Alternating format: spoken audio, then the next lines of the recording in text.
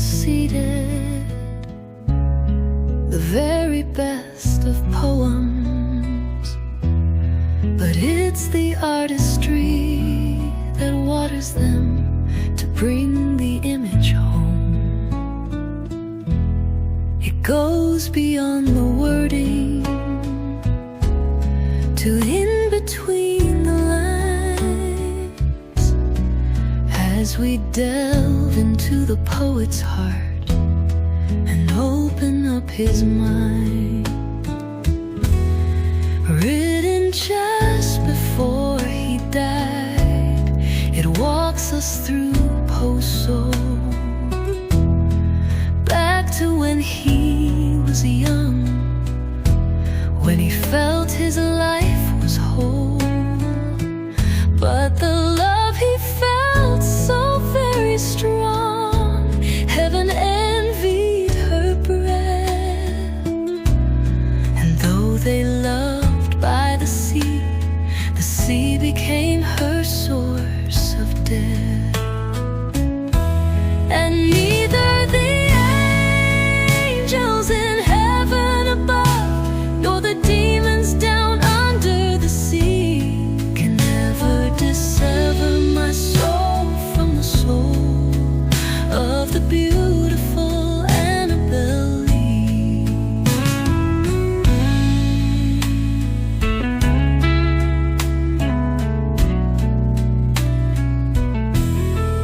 Many times he went back to their place by the sea,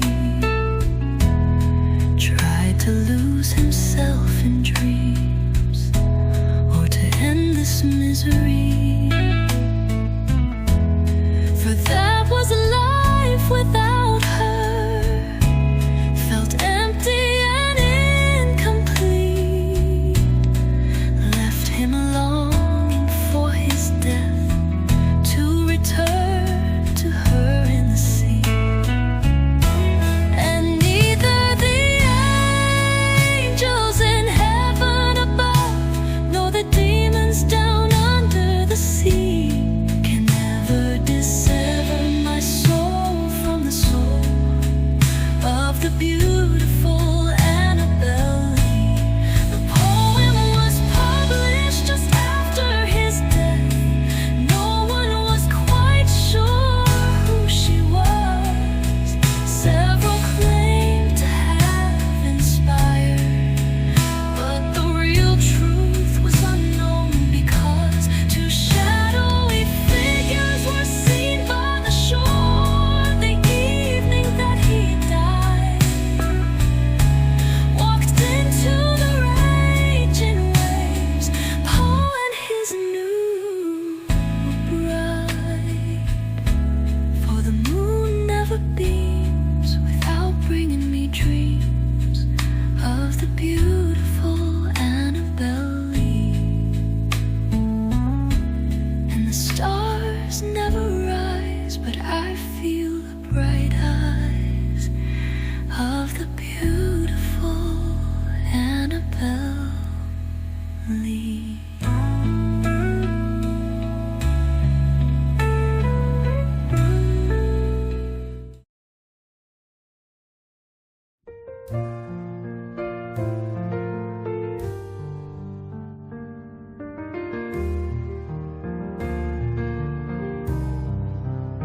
It was a time when death consumed her, ill health knocking on her door. Yet she never cried out in fear or complained she wanted more. Emily had a lovely mind, saw things we failed to see, then shone a light using words, creating memories. She was non-religious, but never pressed her thoughts, and so the meeting here with death was calm and so unfraught. Because I could not stop for death, he kindly stopped for me. The carriage held but just ourselves and immortality. We slowly drove, he knew no haste, and I had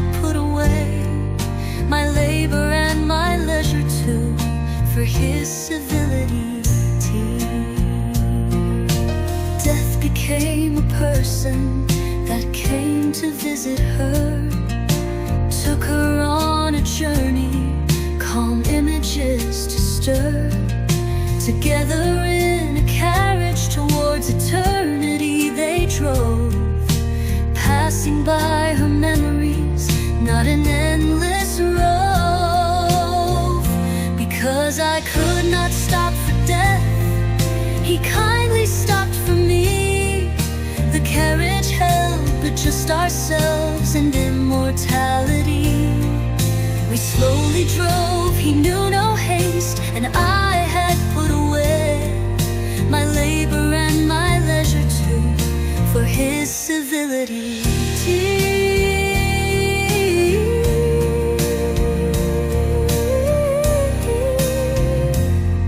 He showed her views of time long gone and views of things to come. Time had lost its meaning, friends they had become. She never felt a threaten or a fear of this death, never felt a smother as she drew her final breath. Because I could not stop for death, he kindly stopped for me. The carriage held but just ourselves and immortality. We slowly drove, he knew no haste, and I had put away my labor and my leisure too, for his civility.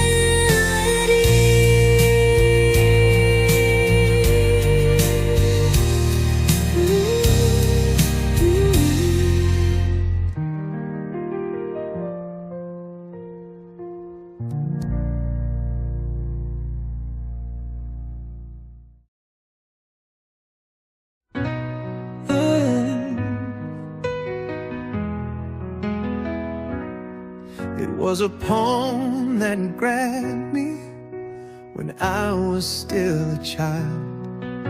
The image that it did convey of a sea so deep and wild, a battle there that played out, and the duty of a son, death and destruction that took everyone.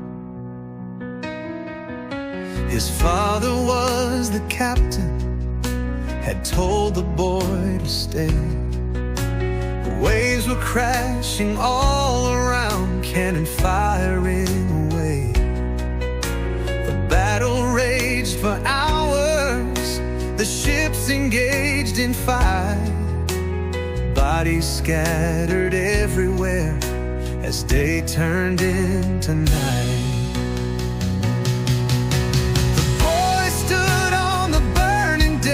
When all but he had fled, the flame that lit the battle's wreck shone around him o'er the dead. The boy called out to his father, "Can I now abandon post?" But no answer came in reply. His father had been lost. Flames consumed the timbers, the sails no longer there. The ship itself was sinking. The boy just stood there scared. The boy stood on the burning deck when all but he had fled. The flame that lit the battle's wreck shone around him o'er the dead.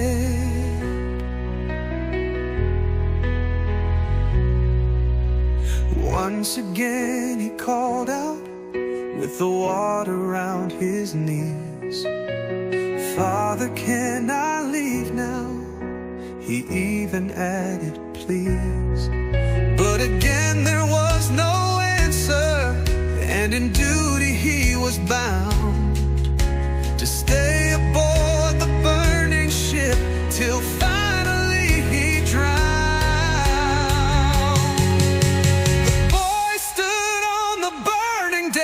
When all but he had fled, the flame that lit the battle's wreck shone round him o'er the dead.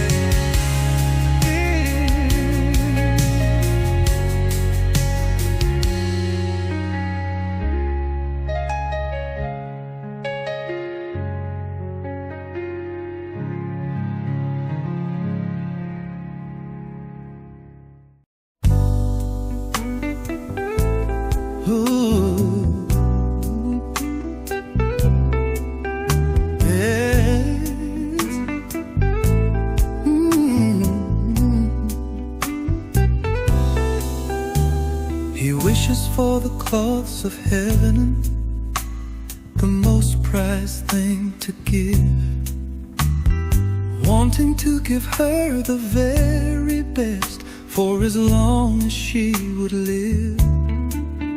But the truth was she didn't love him, and no matter what the gift, 'twill never have been enough for him her heart to lift. She was marginally younger, yet she became his muse. Imagine her in many poems he continually used. Became so deeply obsessed, she was uncomfortable to be alone with the writer, possessive intimacy.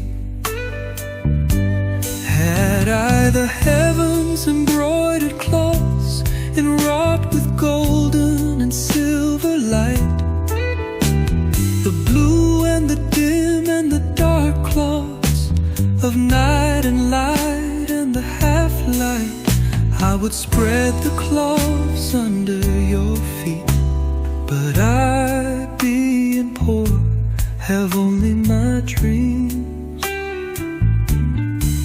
I have spread my dreams under your feet.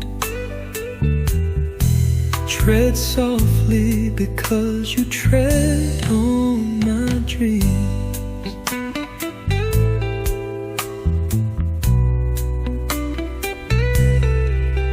She declined his proposals. There were 3 of them in full. She didn't share his love for her, which made him feel a fool. But when she then got married to a man he didn't like, he almost fell to pieces. His heart was hurt by slight. Though William finally got to bed, the woman of his dreams, it simply was a one-night stand. There was no love, it seems. In greatest disappointment, Yeats at once extolled the tragedy of intercourse is the virginity of the soul. Had I the heavens embroidered clothes enwrought with golden and silver light, the blue and the dim and the dark clouds of night and light and the half-light, I would spread the cloths under your feet. But I, being poor, have only my dreams. I have spread my dreams under your feet.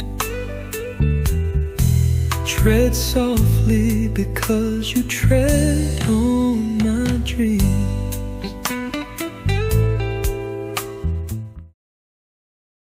He posed the thoughtful questions and placed them in a poem, gave food for the mind to muse when lonely in a room.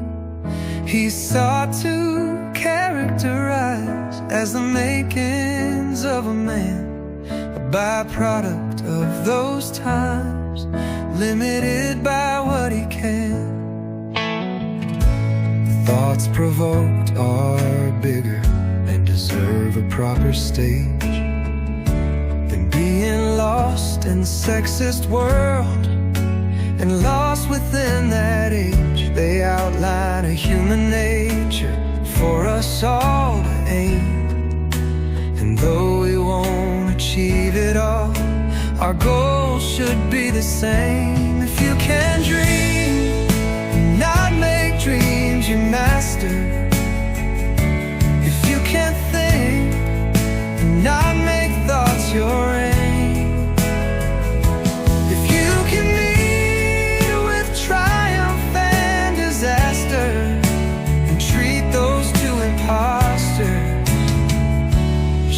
the same. I first stumbled upon it just 5 years ago. Michael Caine's recitation allowed my mind to grow. I thought of all the ifs within and the thoughts that they provoked. Measured myself against its aims, and in my shame I chose, if you can dream and not make dreams your master, if you can think and not make thoughts your aim, if you can meet with triumph and disaster and treat those two imposters just the same. We think ourselves as perfect or close as much we can. Rarely question our shortcomings, as right as any man. But the reality is different.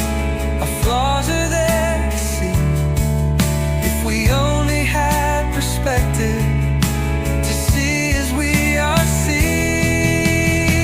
If you can dream and not make dreams your master, if you can think and not make thoughts your aim, if you can meet with triumph and disaster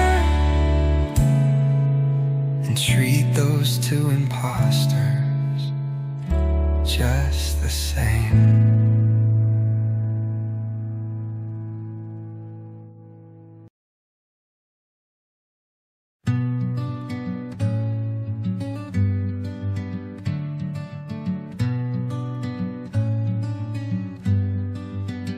Oft given as a eulogy, immortality soothes our loss. The words display continuance, that our lives haven't stopped. For though our body here on earth has ceased to live and breathe, our soul lives on forever and our spirit ever free.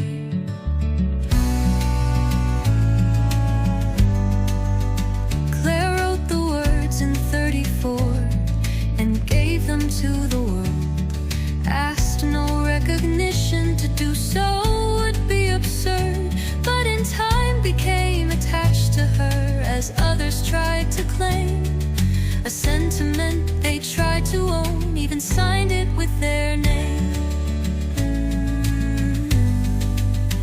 Do not stand by my grave and weep.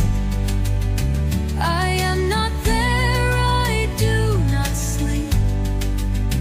I am the thousand winds that blow.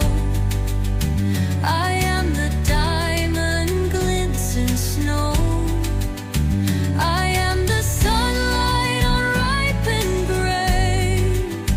I am the gentle autumn rain. The prospect that the words create, apply the softest balm to the loss we leave behind us, encourages the calm. Finality does not exist to any death, as we live within the hearts of those we've loved and cherished, always within their heart. Do not stand by my grave and weep. I am not there, I do not sleep. I am the thousand winds that blow. I am the diamond glints in snow. I am the sunlight on ripened grain. I am the gentle autumn rain.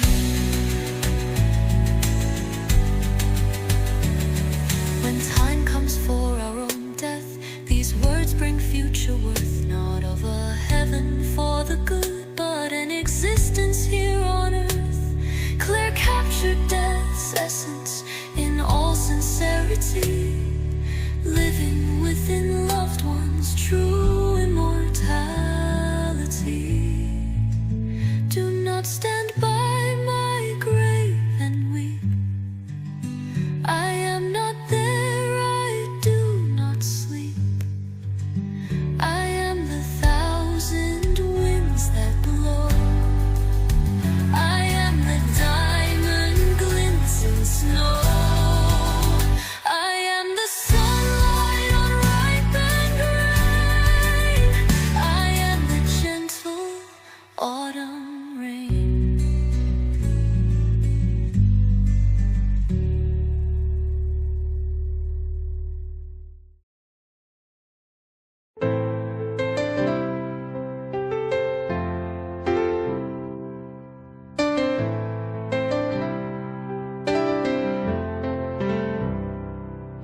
The Great War in Europe had raged for almost a year.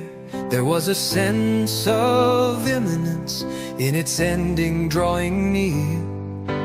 Brave men clamored to be a part of the conflict before its end. And oftentimes in letters home, these concerns they'd send. But once they hit the awful trench, the romance disappeared, as they or men they'd come to know were gripped in sudden fear. The tragedy of wasteful death played out most every day, as officers far from the lines with their lives would play. We are the dead short days ago. We lived, felt dawn, saw sunset glow, loved and were loved, and now we lie in Flanders fields. John was a physician, a soldier and a poet. His focus on the death around was in every line he wrote. The poppies between the crosses did little to assuage the morbid loss so prevalent in the story's every page. We are the dead short days ago. We lived, felt dawn, saw sunset glow, loved and were loved, and now we lie in Flanders fields. Oh, he lost his friend, and in the loss rode in Flanders fields. He didn't focus on the living, but on those who used to be. Over time, the Great War for 4 long years raged on. Through its lesson, we failed to learn. It became just World War I. We are the dead short days ago. We lived, felt dawn, saw sunset glow, loved and were loved, and now we lie in Flanders fields. Flanders fields.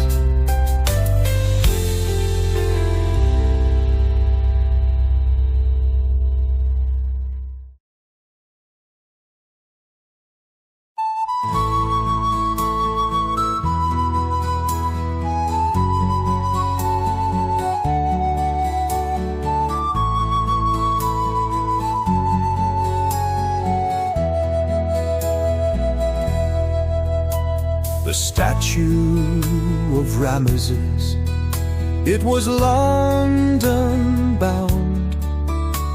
Excitement within England, a monumental found.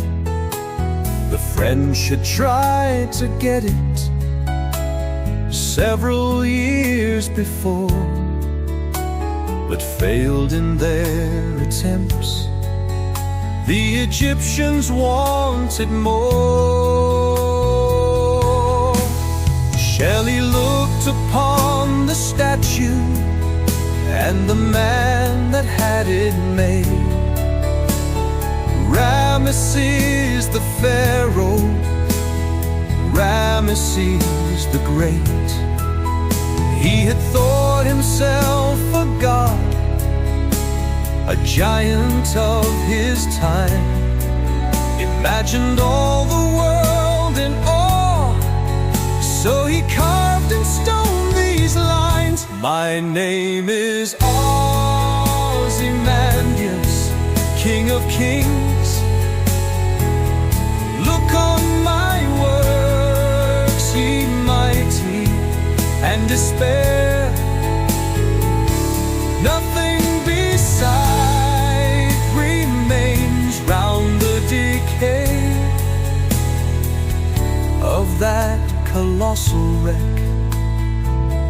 boundless and bare.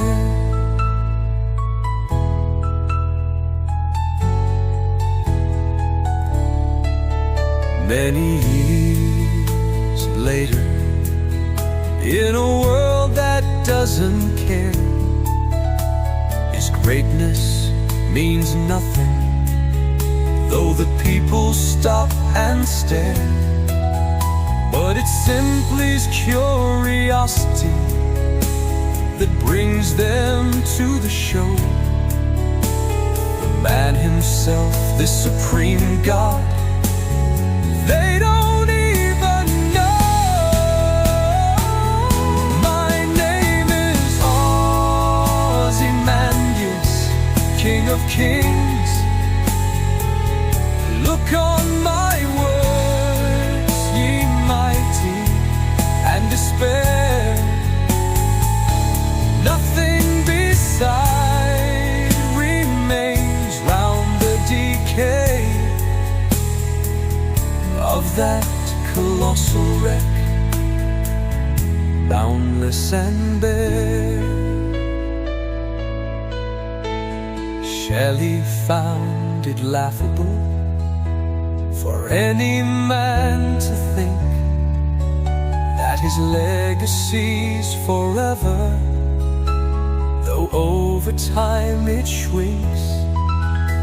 Still today we see it, how the ego of man shapes his depravity as only it can. My name is Ozymandias, King of Kings. Look on my words, ye mighty, and despair. Nothing beside remains round the decay of that colossal wreck, boundless and bare.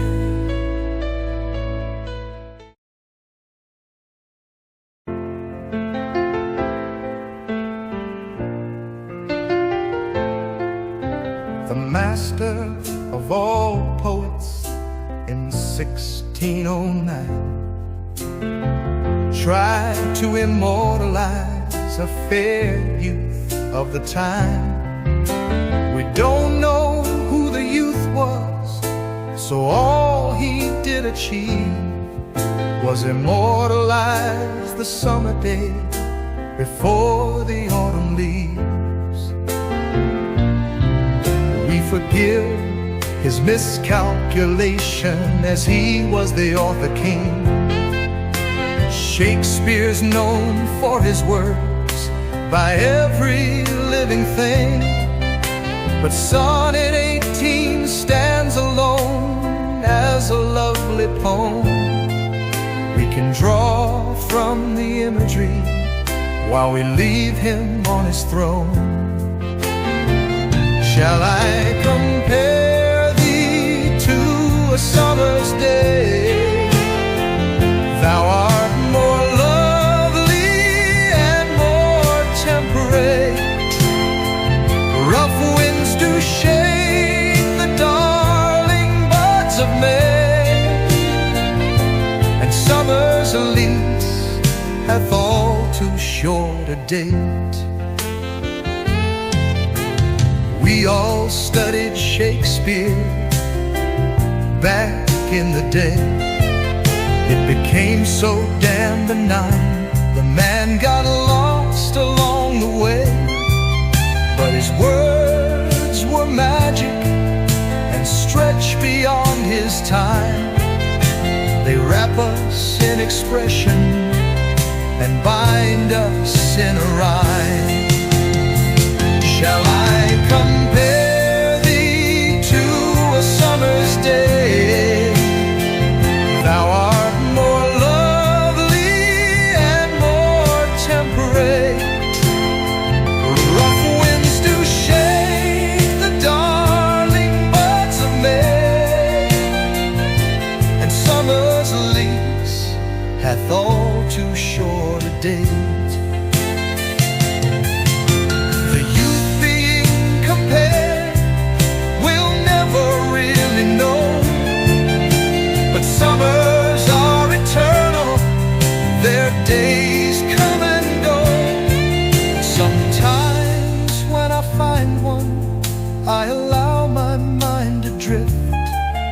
back to 1609, when Shakespeare wrote his gift. Shall I compare thee to a summer's day? Thou art more lovely and more temperate. Rough winds do shake the darling buds of May, and summer's lease hath all too short a date. So long as men can breathe or eyes can see, so long lives this, and this gives life to thee.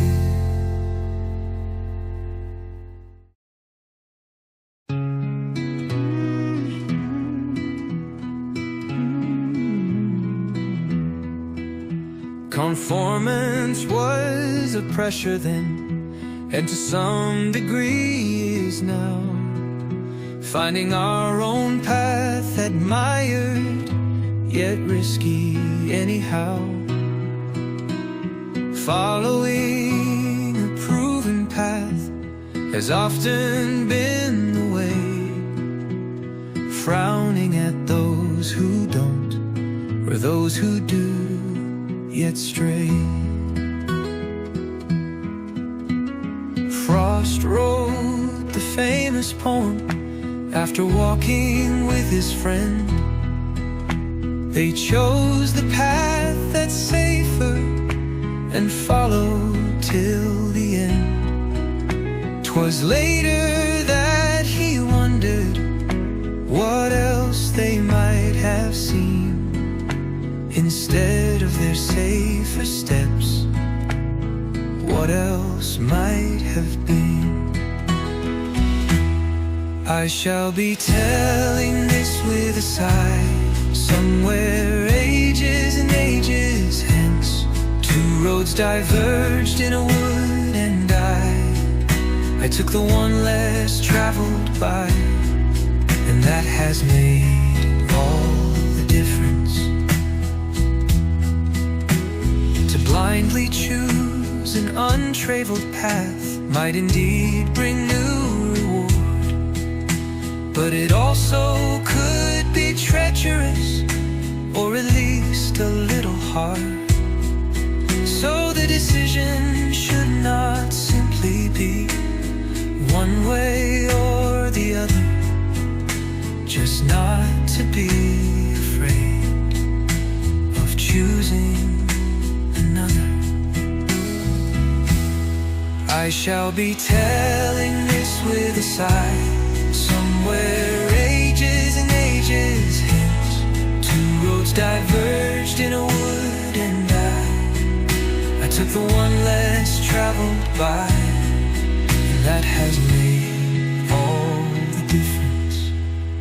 The odd thing in this story is that he recounted to his friend, who took it as direction, but then found his journey's end. He chose to enlist in war and died there. Sometimes the road less traveled, there's a reason. So when we make that risky choice, it was not the way to go. I shall be telling this with a sigh, somewhere ages and ages hence. Two roads diverged in a wood, and I took the one less traveled by, and that has made all the difference.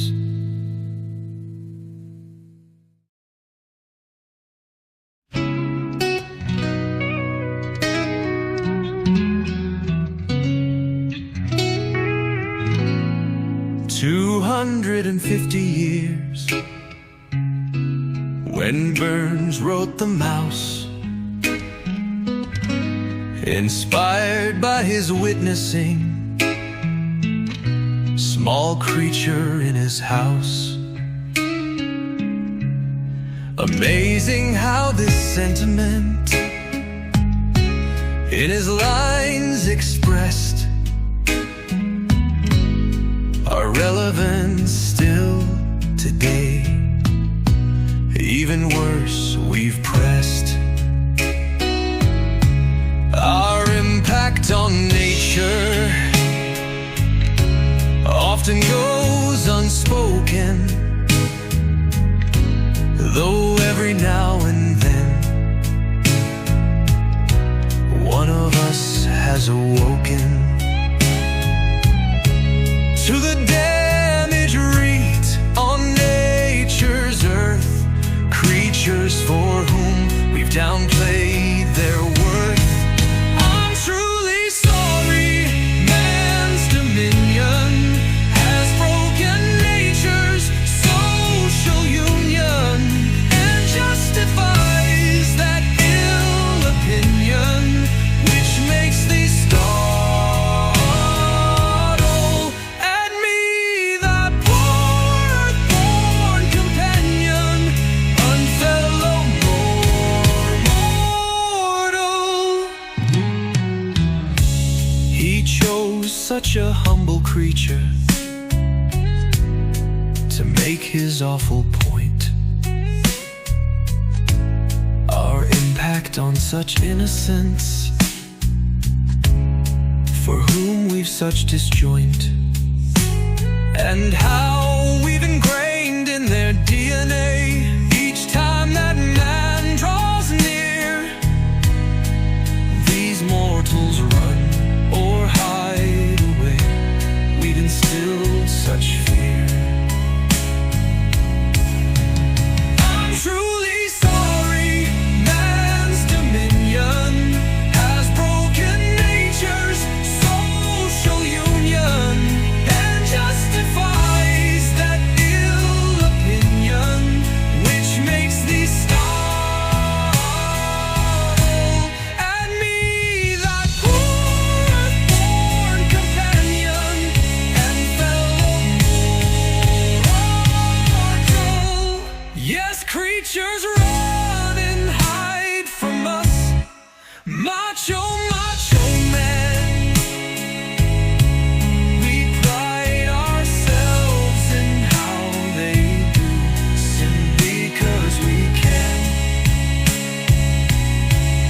As man moves to exert control and to shape our future days, the best laid schemes of mice and men often go astray. I'm truly sorry, man's dominion has broken nature's social union and justifies that ill opinion which makes thee startle at me, thy poor earth-born companion, unfellow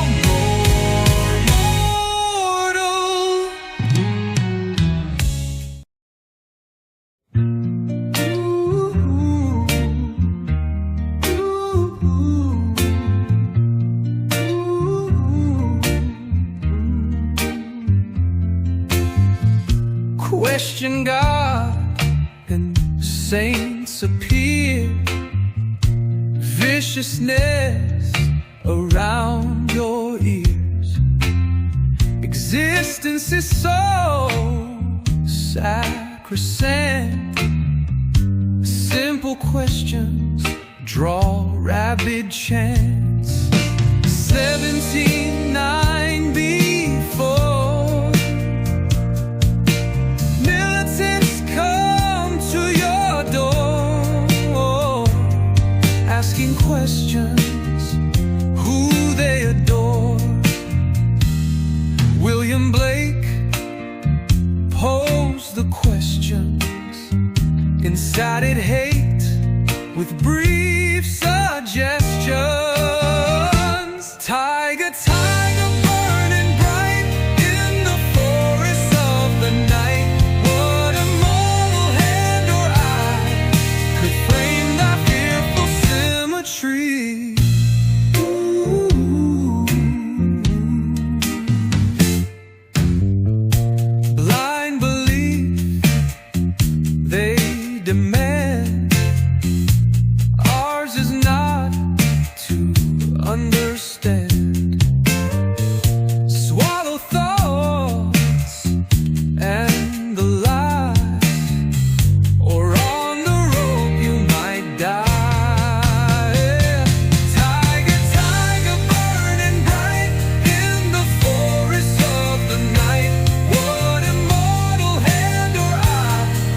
could frame thy fearful symmetry. Ooh. Logic here has no part. Blind belief from your heart, creating predators, creating their prey. Why is the question, or should we just pray?